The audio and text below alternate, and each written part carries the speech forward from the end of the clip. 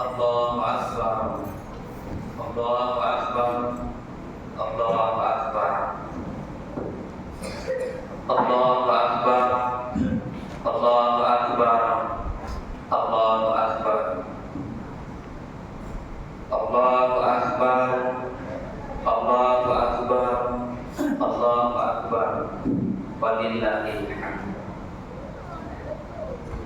Alhamdulillah nahmaduhu wa nasta'inuhu wa nastaghfiruhu wa na'udzu billahi min syururi anfusina wa min sayyiati a'malina. May yahdihillahu fala mudilla lahu wa may yudlil fala hadiya lahu. Asyhadu an la ilaha illallah wahdahu la syarika lah wa asyhadu anna Muhammadan abduhu wa rasuluh. Allahumma sholli wa sallim ala sayyidina Muhammadin hada rasulil karim wa ala alihi wa ashabihi, amma ba'd. Faya ibadallah, usikum wa nafsi bitaqwallah, faqad fazal muttaqun. Qala Allah Ta'ala fi kitabihil karim, a'udzu billahi minasy syaithanir rajim.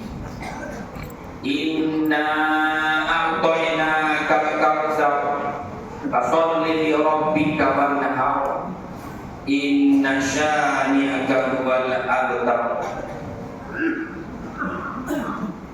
Kaum muslimin wal muslimat jamaah Idul Adha yang dirahmati Allah Subhanahu wa ta'ala, mari kita semua bersyukur kehadiran Allah Subhanahu wa ta'ala atas semua nikmat yang diberikannya kepada kita semua. Apakah kita mau diazab oleh Allah? Tentu jawaban normalnya adalah kita tidak mau diazab. Jika tidak mau, maka mari kita bersyukur, berterima kasih kepada Allah Subhanahu wa ta'ala. Kata Allah, ma yaf'alullahu bi'adabikum in syakartum wa amantum.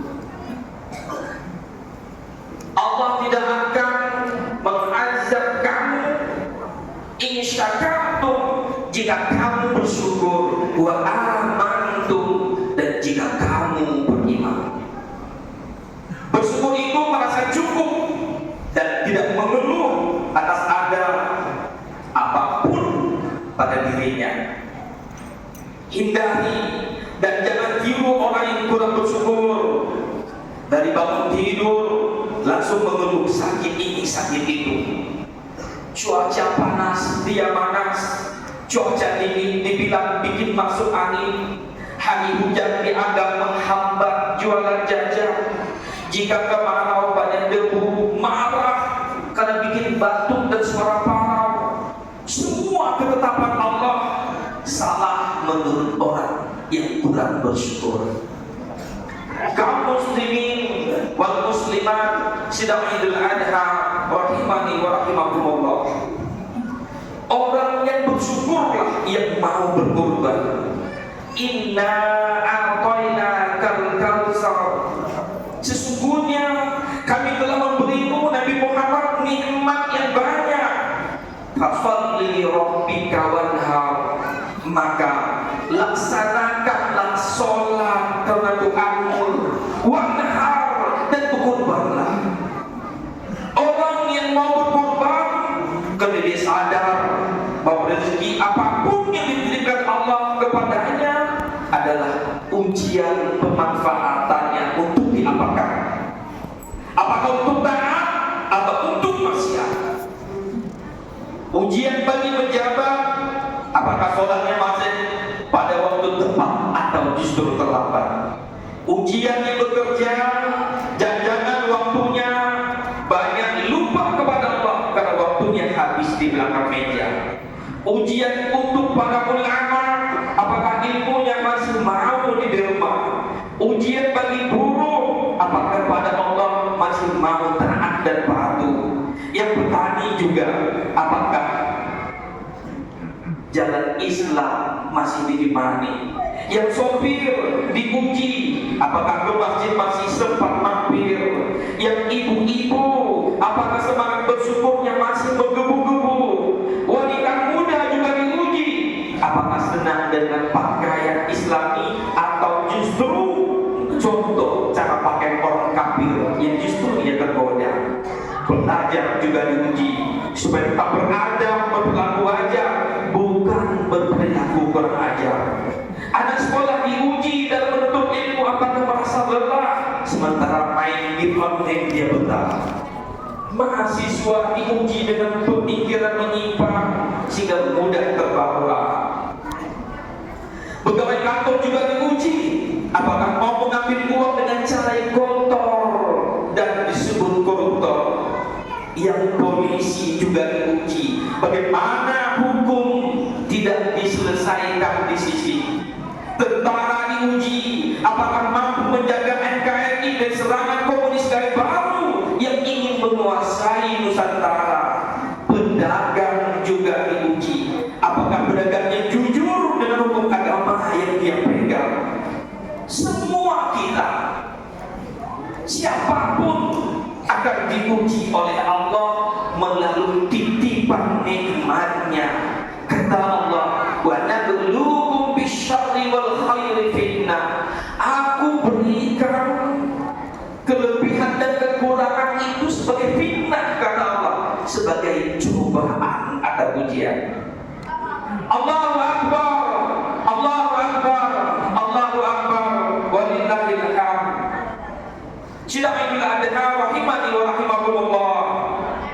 Saat Idul Adha seperti ini, kita mesti mengambil hikmah dari keteladanan Nabi Ibrahim alaihissalam untuk rujukan dan teguran dalam kita semua menjalankan kehidupan. Utamanya kita hidup di era modern, di era digital, era penuh dengan kemudahan, sekaligus era penuh kemaksiatan. Kata Allah, qad kanat lakum uswatun hasanatun fi Ibrahim wal ladzina ma'ah.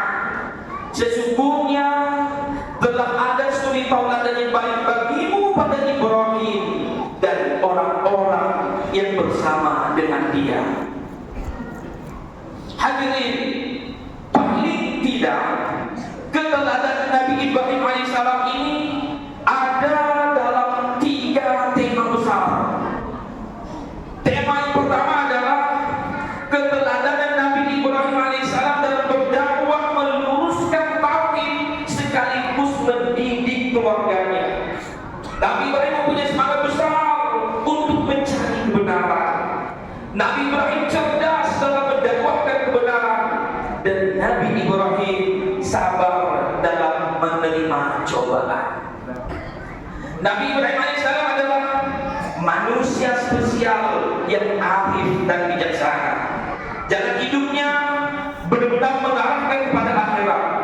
Nabi Ibrahim alaihissalam memiliki semangat tinggi untuk mencari kebenaran. Nabi Ibrahim adalah sosok yang rasional dalam mencari kebenaran, sabar dan tabah dalam menghadapi berbagai ujian dari Allah Subhanahu wa taala.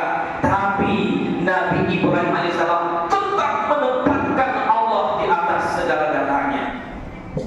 Nabi Ibrahim adalah sosok teladan kekasih Allah, bapaknya para nabi, juga termasuk nabi yang mendapat gelar Ulul Azmi.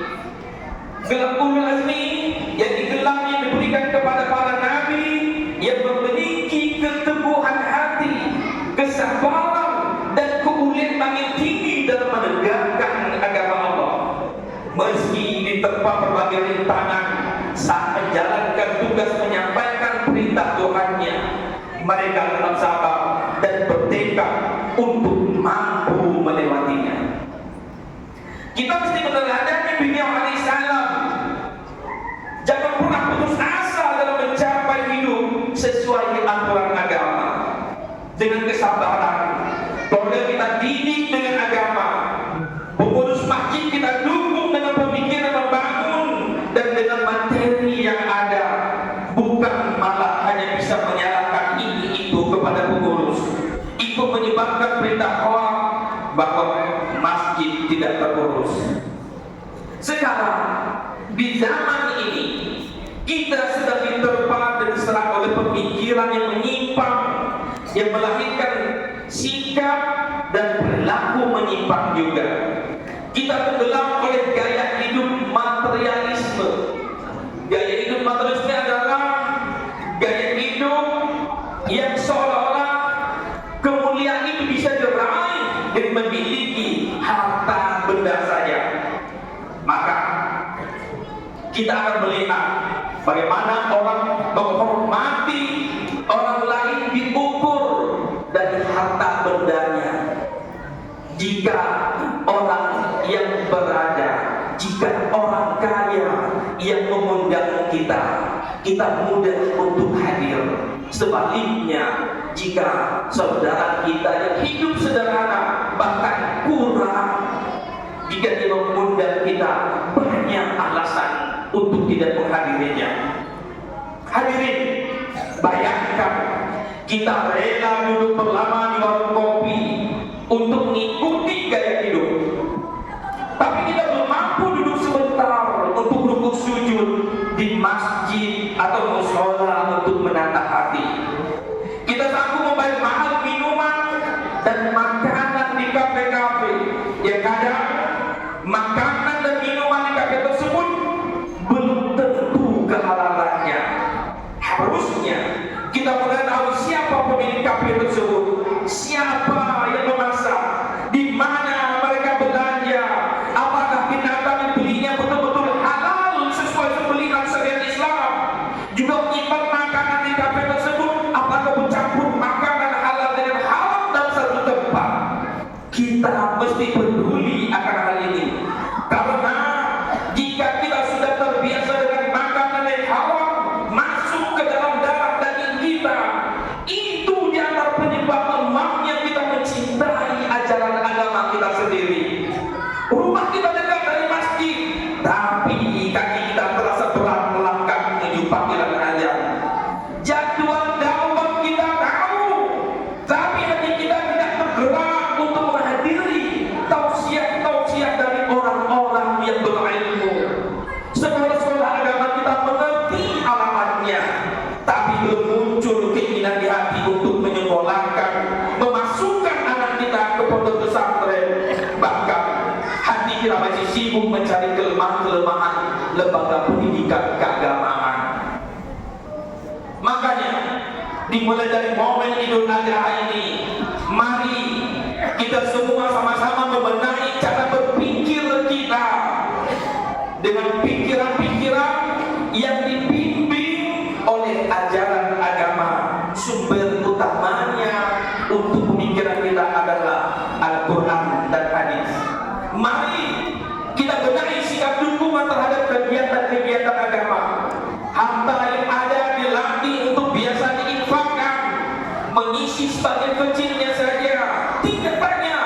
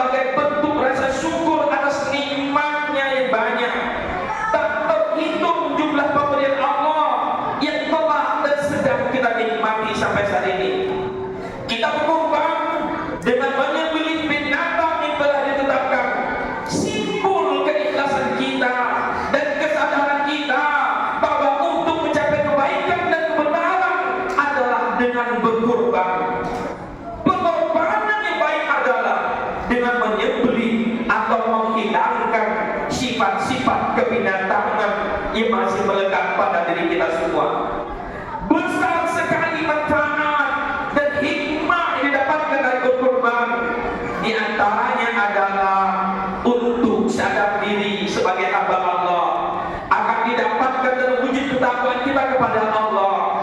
Keinginan berbagi dan peduli akan terbiasakan. Sifat-sifat kebinatangan akan berkurang. Hadirin, kurban mengajarkan kepada kita cinta terbaik itu hanyalah kepada Allah Subhanahu wa Ta'ala, bukan cinta kepada harta. Jika ada harta, semua itu hanyalah wasilah atau jalan untuk mendapatkan cinta dari Allah Subhanahu wa Ta'ala. Karenanya kita mudah berbagi daging sapi dan kambing kepada orang yang kurang mampu, anak-anak yatim dan piatu, tetangga, keluarga atau kerabat dan rekan kerja kita. Jika saat Ramadan yang lalu yang ditandai dengan membayar zakat fitrah, kita berikan makanan pokoknya berupa beras, maka saat sekarang kita disyariatkan memberi lauk pauknya. Ini artinya bahwa apabila kita memberikan, jangan tanggung-tanggung, jangan setengah-setengah, berikan secara lengkap. Kepedulian kita harus lengkap, maksimal membantu orang. Bisa kita luaskan pada bidang pendidikan misalnya. Kita sekolahkan anak-anak kurang mampu, tapi berpotensi sampai kuliahnya selesai. Jika ada berpotensi bidang dagang, kita bantu modalnya, sekaligus kita bimbing bagaimana cara berdagang yang sukses. Rasulullah Shallallahu Alaihi Wasallam mengajarkan, beliau tidak memberikan dirham, tetapi memberikan bantuan berupa kapak untuk mendapatkan dirham. Pepatah juga mengatakan, berilah pancingnya, jangan beri ikannya, karena dengan memberi pancing, ikan akan didapatkan. Allahu Akbar, Allahu Akbar, Allahu Akbar, walillahil hamd.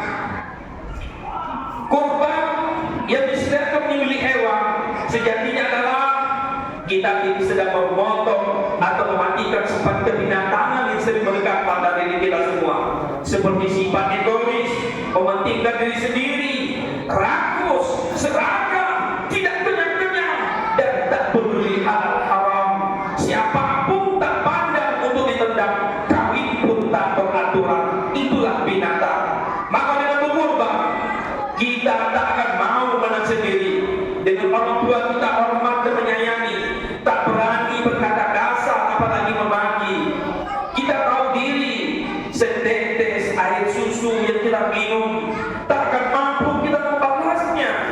Walau ada kekurangan, orang tua harus kita beri kebahagiaan, buat dia senyum, pakai bahasa lemah lembut jika bicara dengannya. Doakan terus kebaikan terjadi kepada ayah ibu kita, walaupun sebagainya telah tiada saat ini. Jangan sampai murka Allah datang kepada kita gara-gara sifat binatang kita tidak mau hormat kepada orang tua. Juga kepada pasangan hidup, kepada anak, istri atau suami, mertua, tetangga, rekan kerja, berikan yang terbaik kepada mereka semua. Jauhkan yang ingin bermusuhan. Jika menemui kekurangan, kita bersabar. Jika ada kelebihan, kita syukuri. Bahwa hidup ini tidak ada yang sempurna, maka keharmonisan hidup itu bisa terjadi jika kita mau menerima kelebihan sekaligus kekurangan dari orang-orang di sekitar kita. Posisi kita berkorban dianggap pada posisi yang mampu. Karenanya kita diperintahkan untuk berbagi dan peduli. Ini untuk melatih jiwa dan mental kita, supaya yang dominan adalah jiwa kita adalah jiwa biasa memberi, bukan jiwa biasa menerima. Targetnya adalah kita miliki jiwa merasa cukup, tidak merasa kurang. Apapun ketetapan Allah, kita terima dengan lapang dada, dengan satu keyakinan bahwa pemberi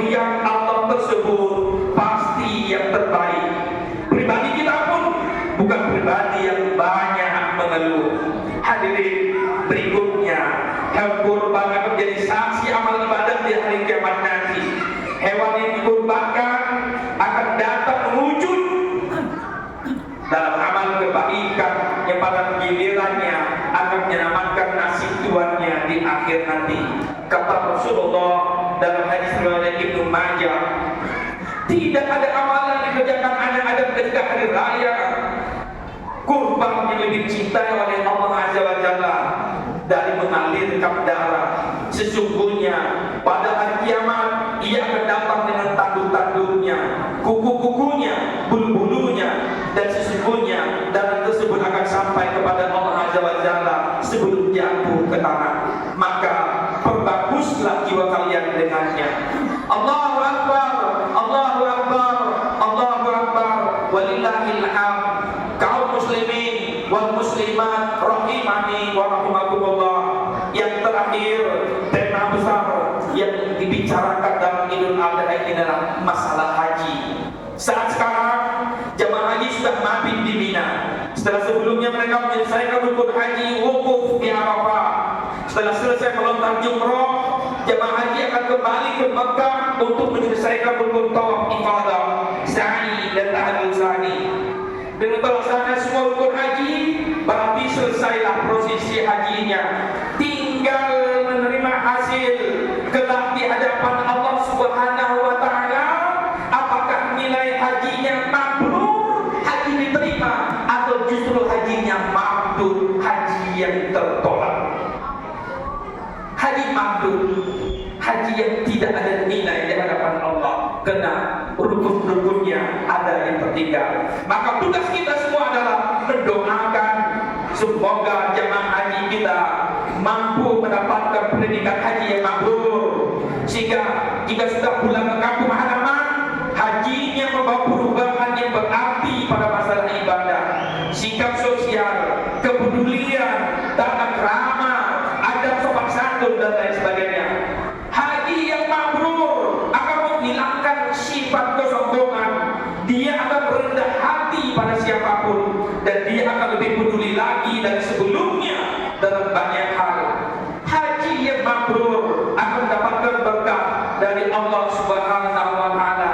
Bisa jadi keberkahan itu berupa kemudahan dalam hidupnya, bahkan modal yang digunakan untuk berhaji pun segera dikembalikan Allah dengan caranya, karena Allah itu adalah Ar-Razzaq, Allah yang Maha Pemberi rezeki. Rentetan pelaksanaan ibadah haji jika dilakukan dengan benar sesuai dengan nasibnya Rasulullah Sallallahu Alaihi Wasallam akan melahirkan sosok yang sabar, karena ibadah haji adalah ibadah fisik yang melelahkan. Dengan kesabaran itulah maka kelak orang yang sudah haji akan semakin disenangi pasangan hidupnya atau orang-orang yang ada di sekitarnya. Dia tidak mudah marah, dia tidak gampang menyalahkan. Ada masalah, dia hadapi dengan senyuman, karena dia yakin masalah berikan Allah pasti yang terbaik buatnya dan buat keluarganya. Hadirin, terakhir, hikmah haji yang nilainya ingin didapati semua orang adalah terhapusnya dosa-dosa dan kehilafan di masa lalu, sehingga masa-masa yang akan datang bisa diisi dengan kebaikan, dan saat menemui Allah dia dalam keadaan sudah diampuni. Banyak tempat yang mustajab untuk berdoa saat berhaji. Bisa jadi doa-doa tersebut menjadi penyebab banyaknya perubahan hidup kita mengarah pada kebaikan dan ketaatan, bukan semakin tenggelam dan kegelapan dan kemaksiatan.